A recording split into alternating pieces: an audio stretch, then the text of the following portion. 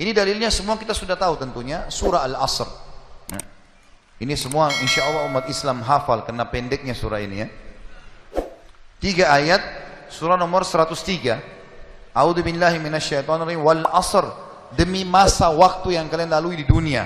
Innal insana lafi khusr. Semua manusia pasti melalui kerugian. Illa alladzina amanu wa amilus shalihat. Kecuali orang yang beriman dan beramal saleh. Itu tidak akan melalui kerugian. Allah akan berikan dia jalan keluar dari masalahnya. Dan kalaupun sampai ada sesuatu masalah atau program atau proyek dia tidak dapat, berarti baik buat dia. Pasti itu, tidak mungkin tidak. Allah selamatkan dia. Wa tawasaw bil haqqi wa tawasaw bis sabr. Maka saling mewasiatkanlah kebaikan ini dan kebenaran ini, dan saling mewasiatkanlah agar sabar selama hidup di dunia, karena kalian akan menuju ke akhirat. Saya kasih contoh teman-teman, ada satu doktor ngajar di Ummul Qura, Dr. Muhammad, semoga Allah jaga beliau. Saya pernah mendengarkan salah satu kaset ceramahnya luar biasa gitu. Dia kasih contoh, dia bilang ada seseorang, jazakallah khair, ada seseorang di Saudi, teman dia, salehnya luar biasa ibadahnya. Dia bilang, sholat malamnya gak kehilangan, sholat 5 waktu selalu on time, selalu menjaga istiqomah di jalan Allah, halal halal, haram haram. Satu waktu dia lamar seorang wanita dan diterima lamarannya. Pada saat sudah mau menikah, gitu kan, kurang lebih ditentukan jadwal, kalau saya tidak salah itu 3 bulan dari waktu itu akan menikah. 2 bulan atau 1 bulan sebelum pernikahan, tiba-tiba perempuan ini batalin pernikahan. Tiba-tiba batal pernikahan, nggak jadi nikah. Laki-laki ini bertanya kepada calon mertuanya, ada apa? Saya juga nggak tahu. Ditanya perempuan ini oleh orang tuanya, kenapa nak? Malu keluarga? Enggak, pokoknya saya nggak mau nikah sama laki-laki ini. Bersikeras si perempuan tidak mau nikah. Kata Dr. Muhammad, dia bilang, saya setiap kali ketemu sama teman saya ini, teman saya selalu berdoa. Saya dengar doanya, ya Allah kembalikan wanita ini pada saya suka sama dia. Luar biasa merengeknya sama Allah, gitu kan. Dan saya saking kesian sama dia, sampai saya mengatakan, ya Allah kabulkan buat dia. Luar biasa dia mohonnya sama Allah. Tapi uniknya kata Dr. Muhammad, enggak dikabulkan, enggak dikasih sama Allah. Sampai tiba hari H pernikahan yang ditentukan tanggalnya, perempuan ini akhirnya memang dia tunggu waktu itu. Ada laki-laki lain lamar, diterima sama dia. Diterima pada saat itu. Diterima lamaran laki-laki baru.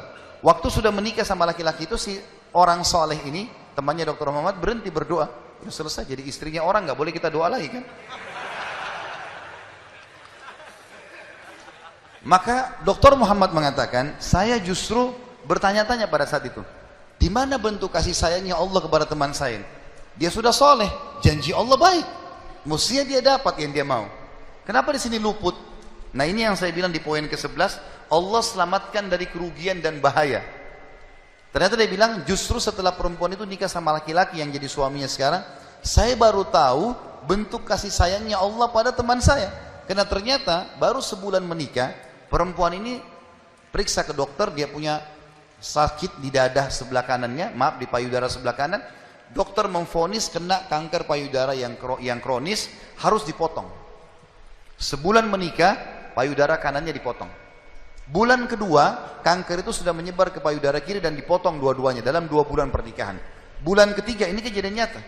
Bulan ketiga, ternyata perempuan ini punya masalah di urat saraf di bagian otak belakangnya, sehingga membuat kedua matanya buta. Dan bulan keempat, wanita ini meninggal dunia. Kata dia, Dr. Muhammad bilang, subhanallah, kalau teman saya yang jadi suami dia, maka dia tidak akan menikmati pernikahan. Tapi Allah selamatkan dia dengan caranya.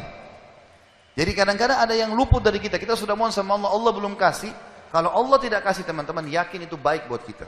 Jangan sangka buruk sama Allah. Sebaliknya, kalau kita minta sesuatu yang besar kepada Allah, tidak ada yang mustahil. Yang penting kita merengek dan manja kepada Allah. Dalam kisah yang lain di Yaman, dan ini sempat kisahnya menghebohkan Timur Tengah, anak muda hafal Quran, matanya buta. Anak ini dari kecil tidak pernah sekolah, dia ditinggal di rumah, tapi orang tuanya panggilkan guru ngaji, dia hafal Quran. Satu waktu umurnya waktu mencapai sekitar 25 tahun, dia berpikir untuk menikah, punya perasaan fitrah manusia, walaupun dia tidak melihat dia ingin menikah. Setiap kali dia bicara sama ayahnya masalah pernikahan, ayahnya bilang, nak siapa yang mau menikah sama kamu? Nggak ada kerjaan, matamu buta gitu kan. Kalau misalnya ada orang yang simpatik, baru kita bukain pintu itu. Anaknya selalu merasa terpukul. Apa yang terjadi? Dia berdoa sama Allah. Dalam kisah ini dikatakan, dia cerita tentang dirinya, dia bilang, saya berdoa selama sebulan. Sebulan penuh berdoa. Mohon-mohon sama Allah. Kasih ya Allah, nikahkan saya. Dan doanya begini, ya Allah, karuniakan saya wanita yang paling cantik di Yaman, yang paling pintar, yang paling kaya. Begitu doanya. Saya sengaja datangkan contoh pernikahan supaya tidak ngantuk ini. Langsung melotot matanya laki-laki di sini. Tapi memang kisah nyata terjadi seperti itu. Maka teman-teman sekalian, di hari ke-30 dari doanya, sebulan dia berdoa, dia mimpi, ada orang datang dalam mimpinya mengatakan begini, hai anak muda, jodohmu namanya Fulana binti Fulana. Disebut nama perempuan itu. Ayahnya bernama Fulan bin Fulan. Itu tokoh masyarakat di kampung sebelah, di kota sebelah. Besok datanglah lamar. Begitu mimpinya dia. Dia bangun, kaget, dia sholat tahajud, kemudian dia sholat subuh. Habis sholat subuh dia ikut ke masjid. Buta matanya pergi sama ayahnya ke masjid. Pulang dari sholat subuh dia bilang sama ayahnya, ayah, ada enggak kota di sebelah kita ini namanya kota ini? Kata ayahnya, ada. Ada enggak orang namanya Fulan bin Fulan, tokoh di situ? Kata ayahnya, ada. Ini dalam mimpi disebut ini. Dia enggak tahu kota itu, dia enggak tahu orang itu. Kata ayahnya, ada. Itu tokoh masyarakat terkenal di sana, orang kaya raya. Ada enggak anaknya namanya Fulana binti Fulana? Kata ayahnya, ada. Kata dia, lamarin buat saya, ayah. Kata ayahnya, apa kau sadar yang kau ucapin? Perempuan ini terkenal karena cantiknya, kayahnya, pintarnya. Laki-laki kalau datang ditolak-tolakin sama dia. Kamu gak ada sekolah, buta mata, kita juga orang pas-pasan. Dia bilang, ayah, saya mimpi begini. Dari mana saya tahu nama kota itu? Saya gak pernah tahu. Dari mana saya tahu namanya, nama anaknya? Ini mimpi, suruh saya lamar hari ini. Ayah bilang, baiklah kalau gitu. Kita coba, tapi pertaruhkan nama keluarga ini. Bisa diterima, bisa ditolak.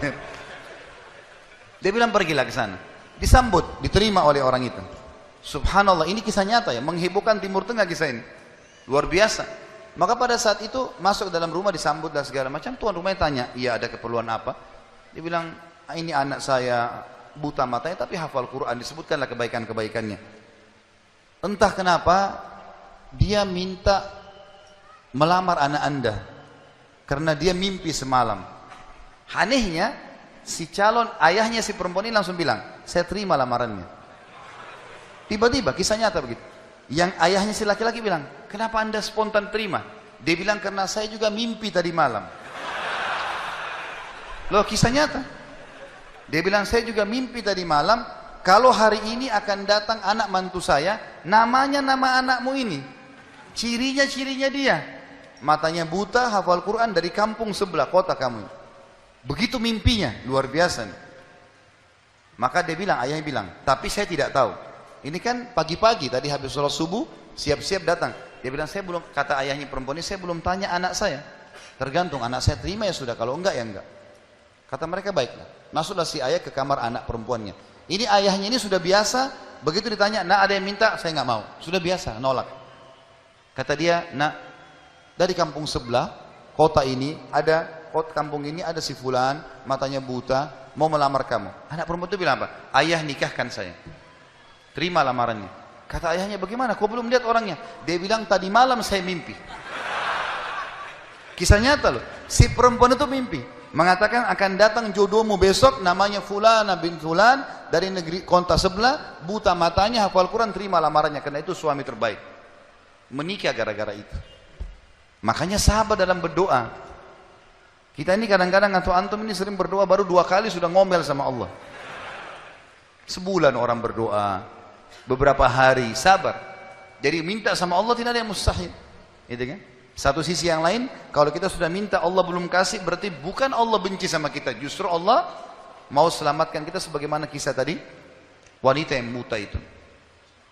Ini namanya contoh orang selamat dari kerugian. Allah selamatkan dengan caranya. Masuk dalam semua lini teman-teman ya, proyek yang kita dapatkan dan semuanya ini termasuk kebaikan.